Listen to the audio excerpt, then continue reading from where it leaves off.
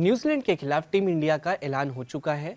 Team India के बारे में मैं बता देता हूँ कौन कौन से खिलाड़ियों को मौका मिला है। तो कप्तान के तौर पर शुभमन गिल की वापसी हो गई है। रोहित शर्मा, विराट कोहली जो एक तरह से लेजेंड है टीम इंडिया के लिए, केएल राहुल बतौर विकेट कीपर, श्रेयस अय्यर की वापसी हुई है। एक दूसरे से इंजरी में वो एक तरह से चोटिल हो गए थे वाइस कैप्टन के तौर पर। वॉशिंगटन सुंदर, रविंद्र जडेजा, मोहम्मद सिराज, हर्षित राणा, प्रसिद्ध कृष्णा, मतलब एक तरह से अच्छी बॉलिंग लाइनअप को भी ध्यान में रखा गया है। कुलदीप यादव, ऋषभ पंत विकेट कीपर के तौर पर, नीतीश कुमार रेड्डी, अर्शदीप सिंह और यशस्वी जायसवाल। तो ये 15 सदस्यीय टीम का ऐलान हो चुका है आने वाली 11 जनवरी से होने वाली न्यूजीलैंड के खिलाफ वनडे सीरीज के लिए।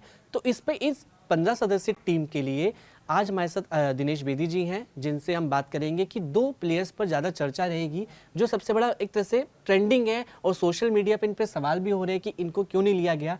पहला नाम मोहम्मद शमी और दूसरा नाम ऋतुराज गायकवाड़। तो सबसे पहले हम शुरुआत करते हैं मोहम्मद शमी को लेकर। देखिए, दोनों के जो खिलाड़ियों के जो फैंस हैं काफ़ी निराश होंगे, क्योंकि दोनों खिलाड़ी ऐसे हैं लगातार परफॉर्म कर रहे थे। लेकिन टीम की बात करें तो टीम हमेशा बैलेंसिंग देखी जाती है, टीम कॉम्पोजिशन देखा जाता है, किस तरीके से बनाया जाता है। और आपको बता दें, अजीत अगरकर जब से चीफ सेलेक्टर बने हैं और गौतम गंभीर जब से हेड कोच बने हैं, तो आपको तरह तरह के एक्सपेरिमेंट देखने को मिल रहे हैं टीम इंडिया में। आपने देखा ओडीआई सेटअप में भी कई नए खिलाड़ियों को मौका दिया गया। टी20 की टीम भी एकदम बदल दी गई है। टेस्ट टीम आप देख लीजिए उठा के कि काफ़ी यंग प्लेयर्स उसमें भी हैं, और रोहित शर्मा, विराट कोहली जब से नहीं खेल रहे हैं। लेकिन आप बात करेंगे न्यूजीलैंड के खिलाफ ओडीआई सीरीज जो होने वाली है 11 जनवरी को जो शुरुआत होगी, वडोदरा में पहला मैच खेला जाएगा। ये सीरीज कहीं ना कहीं मुझे लगता है रोड टू वर्ल्ड कप 2027 है, तो 2027 का वनडे वर्ल्ड कप होना है। उसको लेकर तैयारियां, प्रिपरेशंस आप कह सकते हैं एक तरीके से रहेंगी, क्योंकि वनडे क्रिकेट अब वैसे ही बहुत कम होता है। आप ज्यादा टी20 खेलते हो। ये दौरा भी देख लीजिए, न्यूजीलैंड जो हमारे घर पर आएगी वो ज्यादा टी20 मैचेस खेलेगी, यानी कि 5 मैचों की टी20 सीरीज है और वनडे मैच कितने होंगे? सिर्फ 3।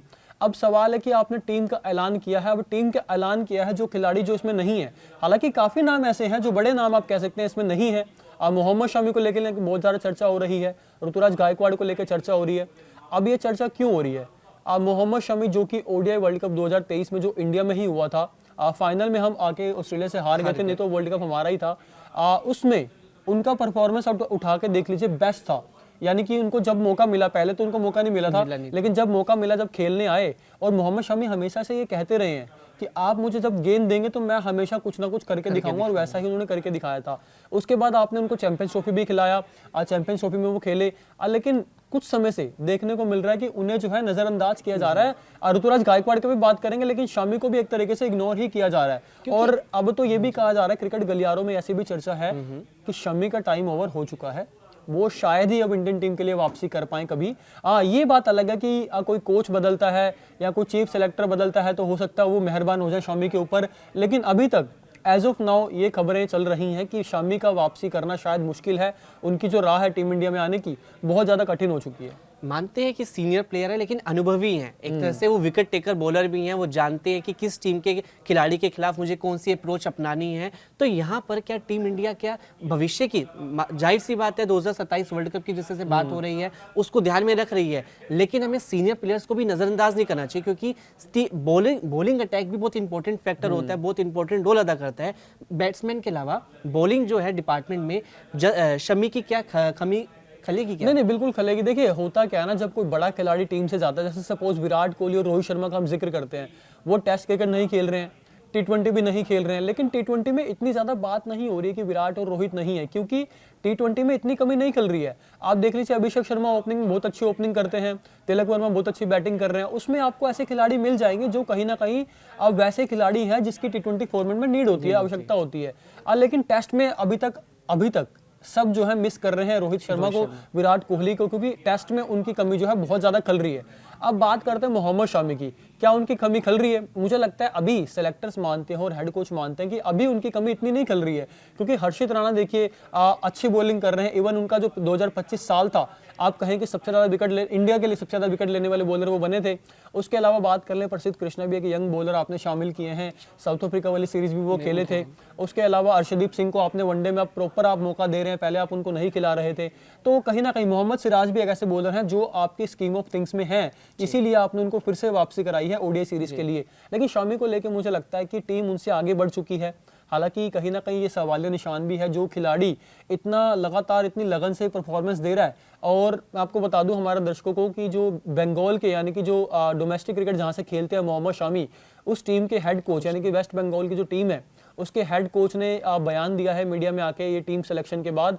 उन्होंने साफ साफ कहा है कि उनको ना चुने जाना कहीं ना कहीं बहुत दुखदाई है, शर्मनाक है। जिस तरीके से शामी ने परफॉर्मेंस दिया है, जिस तरीके का कैलिबर उनके पास है और जिस तरीके से वो डोमेस्टिक में खेल रहे हैं, शायद ही कोई इंटरनेशनल क्रिकेट जो है डोमेस्टिक क्रिकेट को उस लगन के साथ खेल रहा है और अच्छा परफॉर्म कर रहा है। दीपांशु, यहाँ पे अगर हम थोड़े आंकड़ों की भी बात करें, मतलब ना हम बिल्कुल ही लॉजिकली बात करें, तो मोहम्मद शमी ने, मैंने देख रहा हूँ यहाँ पे जो लास्ट उनके कुछ मैचेस रहे हैं, हमारे दर्शकों को पता होना चाहिए कि लास्ट जो 5 मैच उन्होंने विजय हजारे ट्रॉफी के खेले हैं, उसमें उन्होंने टोटल 11 विकेट छिटकाए हैं। 5 मैचों में 11 विकेट कोई बुरी बात नहीं है, अच्छी चीज है। लेकिन यहाँ पे सवाल है कि सेलेक्टर इसको नजरअंदाज क्यों कर रहे हैं। मैं आपको यही कहना चाहता हूँ कि वो एक तरह से डोमेस्टिक क्रिकेट खेल रहे हैं, क्योंकि उनको पता है कि डोमेस्टिक क्रिकेट से जो बीसीसीआई सिलेक्शन टीम है उनकी नजरें मेरे पे जरूर आएंगी, लेकिन वो नजरअंदाज कर रहे हैं। नजरअंदाज करके एक तरह से उनको साइडलाइन करने की कोशिश है।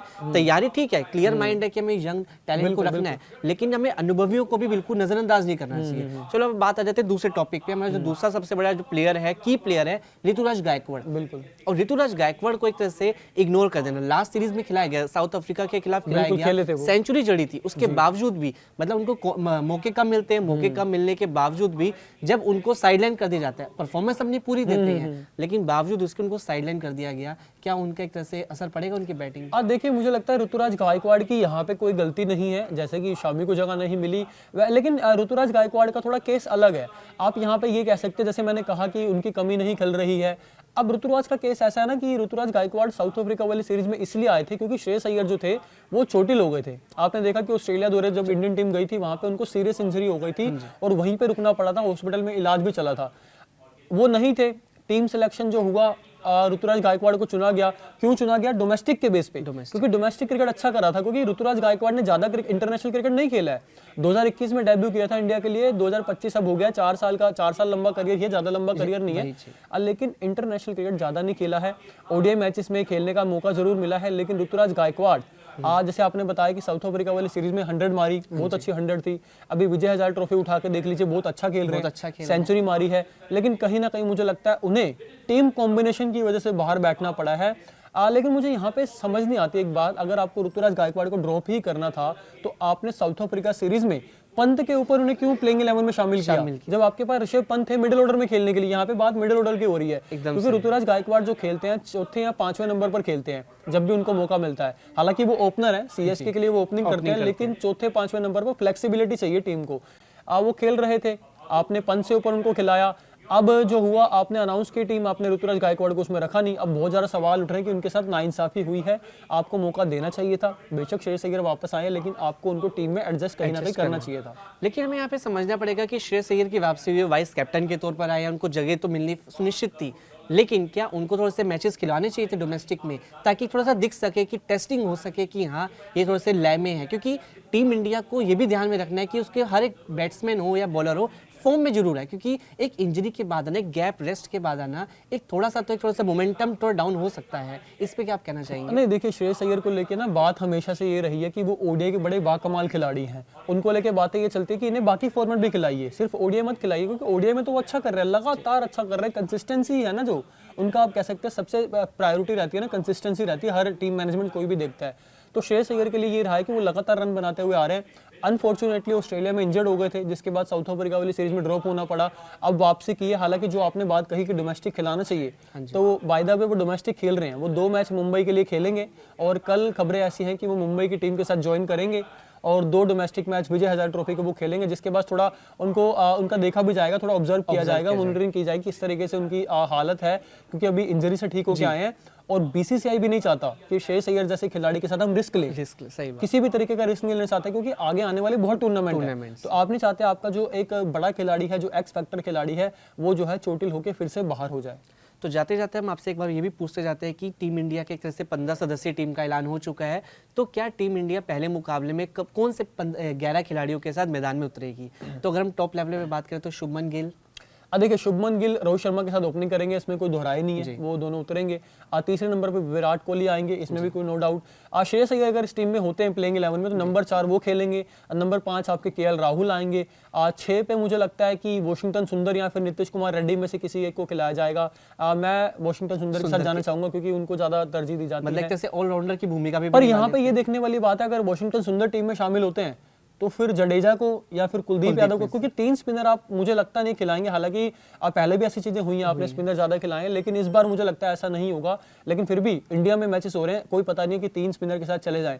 बाकी रही बात नीचे बॉलिंग ऑप्शन की, आपके पास अर्शदीप सिंह है, आप उनके साथ जाएंगे, हर्षित राणा को भी आप खिलाएंगे।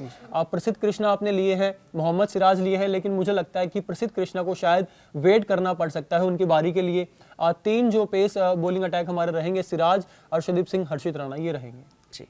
ऐसी तमाम खबरों के लिए हमारे साथ बने रहिए। कड़क के पेज को लाइक करिए, सब्सक्राइब करिए और आज ज़्यादा से ज़्यादा लोगों को शेयर करिए। और रोजाना कड़क क्रिकेट जो एपिसोड हमारा सीरीज जाती है उसको लगातार देखते रहिए।